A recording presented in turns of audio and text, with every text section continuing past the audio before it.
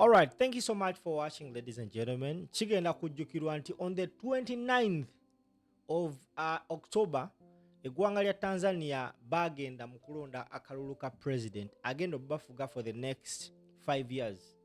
Era akalulu kaneeno kagenda kujjukirwako ng'akalulu akali kasinga okubaamu protests, okutta and of course n'okulumya bannansi ba Tanzania. Omukyala eyali president Samia Suluhu yamaliriza nga alangiririddwa nga president w'eggwanga eryo. Newankubadde nga ekibiina ekyali kisinga amaanyi ku opposition byombiriri byalemesebwa okwetaba mu kalulu kaneeno.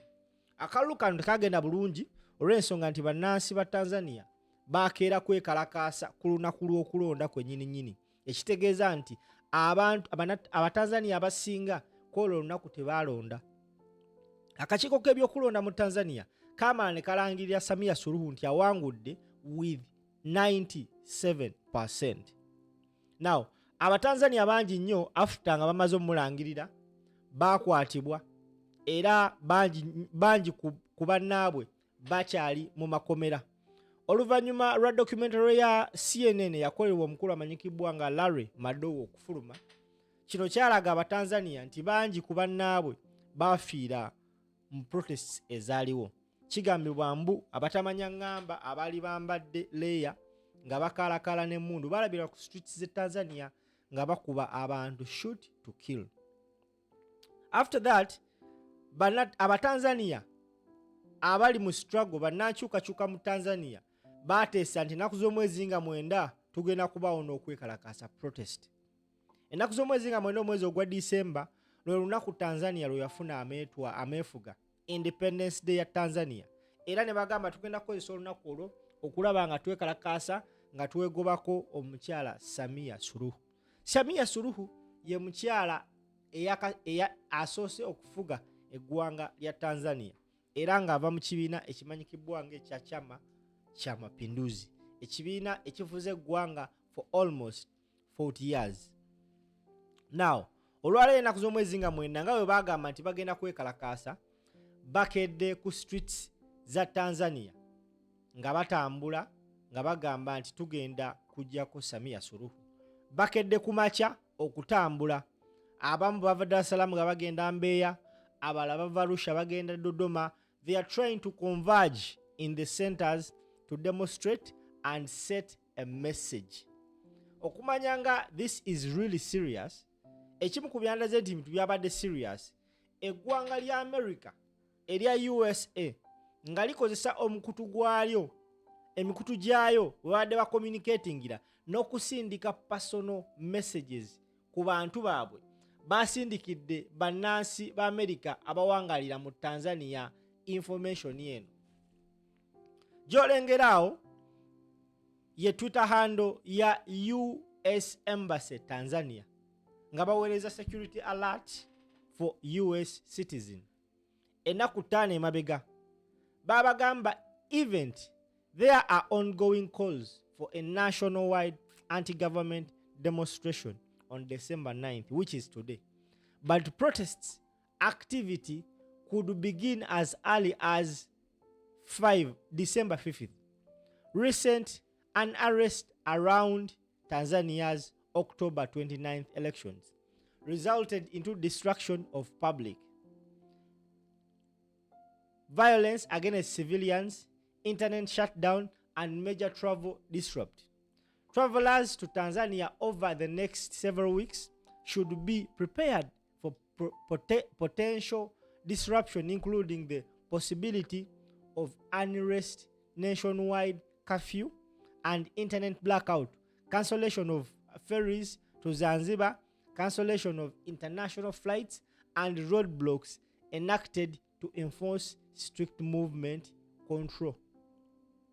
Following recent unrest, foreign nationals have experienced increased attention from local security authorities, and security forces have searched electronics for evidence of connection to unrest or potentially sensitive content.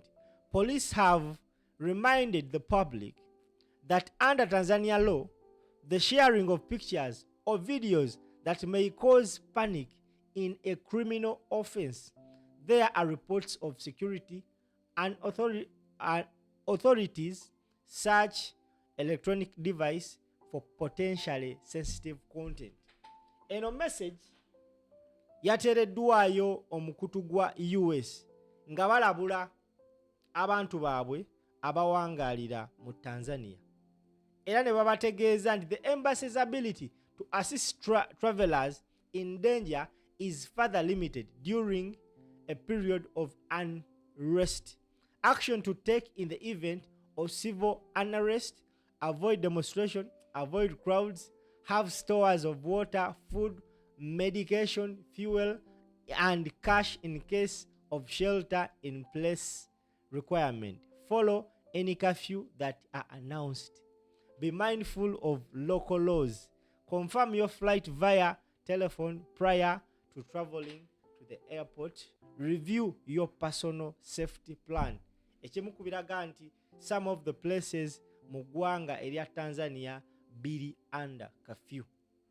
Nze nabadde ndowooza Abatanzania basaaga, naye olwaleero bakedde ku makya subuhi kutandika ttambula nga balumba ekibuga bagamba nti tugenda kwekalakaasa.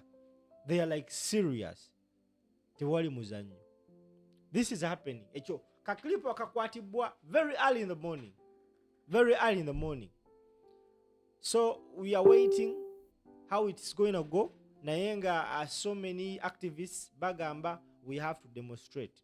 Ne government egamba we have to curb down the demonstrations in this country, Tanzania. It is happening. Kyannaku nnyo nti kino kihappeninga nga ne neighboring country Uganda ebuzeyo just mwezi gumu n'ennaku ziizo ogenda mu kalulu. Uganda oluva mu kalulu the next year era Kenya nayo egende mu kalulu. The question is, bonna abaliko banaddako, Samia Suluhu nearly escaped newankubadde era nga tanaba ku escapinga. Abaana bagamba tulina okujjako kama mbaya ni mbaya. William Ruto protests ezaali mu Kenya naye teyazisimattu, yali abulako katini because abana Kenya balumba ne bawamba parliament. Baali bagenda wamba State House n'amaliriza n'akola bye baali baagala. Wabula ate nabo bagamba gwe toddako ne woba ofa. Abana Uganda wano wendi bagamba ketonyeka gwake wokakwatiramu kama mbaya ni mbaya nawe ogenda. You saw what happened? You saw what has been happening in the rallies za Robert Kyagulanyi Ssentamu, Bobi Wine. So Abatanzania abasinga over the past days babadde bashopinga era abantu bastokinze ebintu mu mayumba. Abamu bagamba ffe tusobola demonstration tugenda sigala mu nyumba, era babagambye buli yenna olya nti tasobola egenda oshopinga ebintu dda mu nyumba yo. Abasobola be bakedde ogenda ku streets okwekalakaasa. Balangirira nti 9th October we are taking it to the streets. Nationwide demonstration. Olwaleero it's supposed to be Tanzania's Independence Day. Even the government was forced to cancel Independence Day celebrations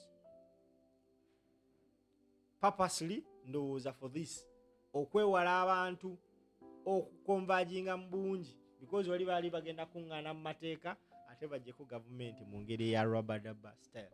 Naye abaana bakedde ku nguudo. Tambuza video.